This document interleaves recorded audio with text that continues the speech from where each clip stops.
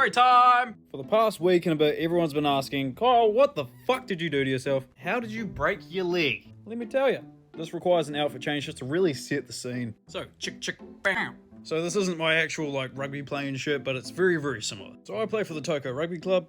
We had a game against Tukapa a couple weekends ago on the 30th of May. And going into most games, I have this weird thing about me. I'm just like, yeah, I'm gonna get fucking rolled. It's gonna be awesome. Because I'm not the biggest dude on the rugby pitch, you know, I just go into it with literal grave expectations. And my sister was back from Australia for the weekend, so I was like, fuck yeah. So yeah, fucking gung-ho as. It was a pretty competitive match. I didn't get subbed on for the whole first half of the game. So I was just walking up and down the fucking sideline, fucking limp dick in hand, chucking the waters out for the boys. And half time came around and I didn't actually get subbed on by the coach. It was my brother who was like, nah, go get some game time, bro.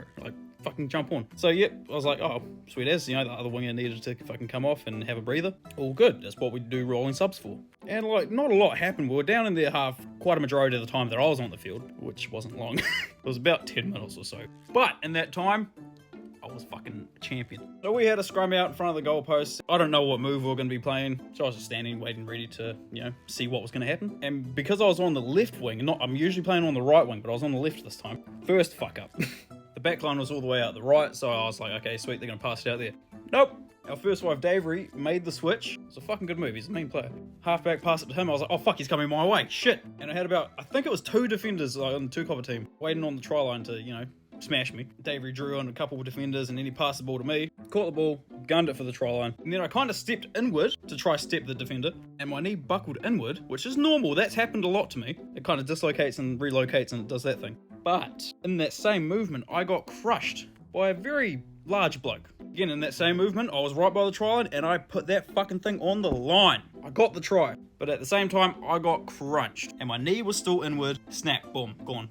Broken tibia. Also, might I add, he charged his shoulder right into my fucking head too. So as I was going down, I fucking caught one right there. There was that on top of the pressure on my knee and yeah. Woo! But I got the try. Yeah, whistle blew, we got the points and I didn't feel good. I was like, this is worse than whatever dislocation I've ever had before. And I was like, yeah, this is bad.